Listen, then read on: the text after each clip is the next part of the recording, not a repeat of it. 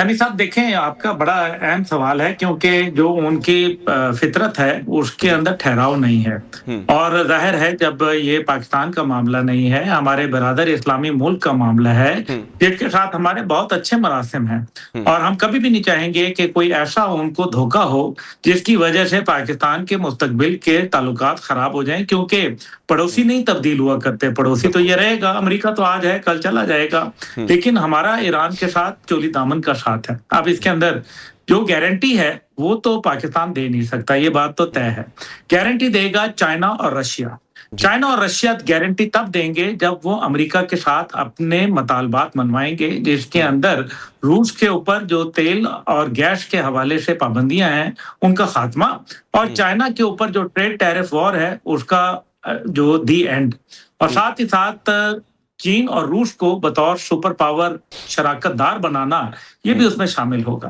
हुँ, इसलिए जब तक कि चीन और रूस गारंटी नहीं देते, तब तक मेरे ख़्याल में ये कोशिशें कोई ऐसे मीनिंगफुल इसका रास्ता नहीं निकलेगा। फिर दूसरी जानिब ईरान के शराइत हैं। ईरान जो शराइत है, वो हकीकत ये है कि वो बिल्कुल जायज़ हैं कि हुँ, अमेरिका के अड्डे, जो कि यहाँ न सिर्फ़ ईरान के लिए बायसे ज़हमत बने, बल्कि मशरिक़ वुस्ता के ममालिक के लिए भी बहुत तकलीफ लेके आए। और बजाय वो वहाँ सेफ्टी प्रोवाइड करते, वहाँ उन्होंने इनसिक्योरिटी प्रोवाइड कर दी। हुँ, तो मकसद यहाँ ये कहने का है कि साथ ही फिर जो हर्जाना है, चलें हर्जाने का तो ये है कि अगर उनके ऊपर से इक़्तिसादी सैंक्शंस ही हट पाबंदियाँ जाएँ, खत्म कर बिल्कुल। दी जाएँ, जी, हुँ, सैंक्शंस हटा दी जाएँ, तो वो तो फिर कहीं न कहीं कॉम्पेंसेशन होती है। ठीक। तीसरी जानिब जो सबसे बड़ी बात ये है कि अमेरिका क्या मुस्तकबिल में मज़ीद कोई हमले करेगा? हुँ, अभी तो इसके अंदर जहाँ तो हम सारी अमन की बात कर रहे हैं, लेकिन वहाँ 2 ऐसे गुंडे हैं, ऐसे बदमाश हैं, ऐसे हुँ, दहशतगर्द हैं, जो यहाँ इसको अमन के सिलसिले को पसंद नहीं कर रहे। एक का नाम इज़राइल और एक हुँ, का नाम भारत है। भारत और इज़राइल को मालूम है कि जिस हुँ, दिन अमेरिका यहाँ से नामुराद वापस लौटा, जो कि लौटना है हुँ, इंशाल्लाह, तो इंशाल्लाह। उसके नतीजे के अंदर भारत को तो पाकिस्तान हड़प लेगा, हुँ, और दूसरी जानिब इज़राइल को तो खैर मनानी पड़ेगी हुँ, ईरान के हाथों। इसलिए जी, ये दोनों ममालिक हत्तुल इम्कान कोशिश करेंगे कि जंग इंतहाई भयानक हो जाए। और इसके अंदर जो चीन की बात है, वो बड़ी अहम है। हुँ, चीन ने आज ये बयान दिया है कि जो चीनी बाशिंदे हुँ, इज़राइल के अंदर हैं, वो जी, फौरन मुल्क छोड़ दें। बिल्कुल उसकी सही। वजह ये है कि डिमोना के ऊपर, जो कि न्यूक्लियर पावर प्लांट है, जी, उनके ऊपर हमला किया गया है। हुँ, और डिमोना के अंदर जो मेरे हल्का जो कुछ वहाँ जी, ऐसे मुखबर मौजूद हैं, जो जी, ये कहते हैं कि वहाँ बाकायदा न्यूक्लियर ताबकारी जाँचने हुँ, के लिए ग्रेगरोमीटर का इस्तेमाल किया जा रहा है। ठीक और है। उससे ये पता चलाया जा रहा है कि वहाँ ये कि ताबकारी फैल रही है या हुँ, नहीं फैल रही, क्योंकि बिल्कुल ठीक। न्यूक्लियर कपड़े पहने हुए वहाँ कुछ लोग मौजूद हैं। अब वो आईएईए के हैं या जी, इज़राइल के अपने हैं, ये तो मैं नहीं कह सकता। तो एक तो ये बात है।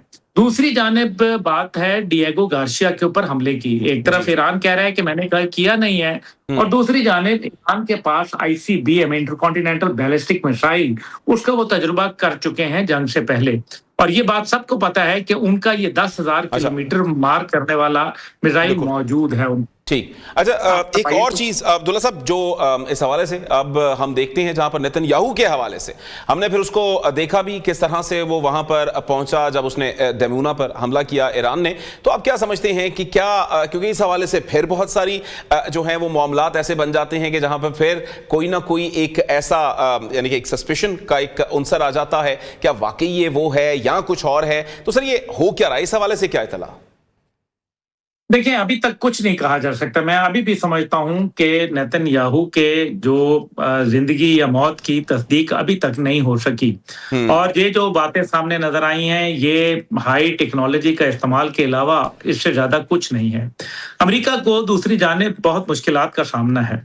जब भी बैरल जो $110 से डॉलर से ऊपर गया तेल, और मिड टर्म इलेक्शन हुँ, हुए, तो जी, उसके अंदर हुकूमती पार्टी को तकरीबन 20 से 24 सीटें हारना पड़ गईं। हुँ, ये अमेरिका की तारीख है। ठीक। और अगर ये आप सामने रखें, तो इससे ये पता चलता है कि अभी जो डॉलर की कीमत है तेल के हवाले से, वो आपके सामने है। अमेरिका के अंदर बहुत मुश्किलात पैदा हो रही हैं, हुँ, और जिस तरीके से उनकी एडमिनिस्ट्रेशन के अंदर इख्तलाफ हुए और खास तौर पे जो केंट के हवाले से जो बातें सामने आई, अब उसको कहा जा रहा है कि जो केंट तो बहुत ही कोई कमजोर आदमी था, उसके तो कोई हैसियत नहीं थी। क्या बात कर रहे हैं, वो डायरेक्टर था उनका काउंटर इंटेलिजेंस का, कोई मामूली बात है?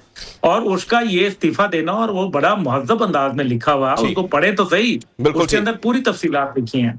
अब जो बात है इजराइल के हवाले से और ये जो नेतन्याहू के, अप्रैल में तो उन्होंने इंतखाबात करवाने थे और वहां इंतखाबात तो क्या, वहां तो सांस लेना मुश्किल हो रहा है। सांस लेना मुश्किल हो रहा है, बिल्कुल ठीक। ये है कि चीन ने ये जो बात कही है, इससे दो बातें सामने आ रही है, या तो ताबकारी है और या फिर ईरान एक ऐसा बड़ा हमला करने जा रहा है जो शायद इजराइल को तारीख में बदल दे।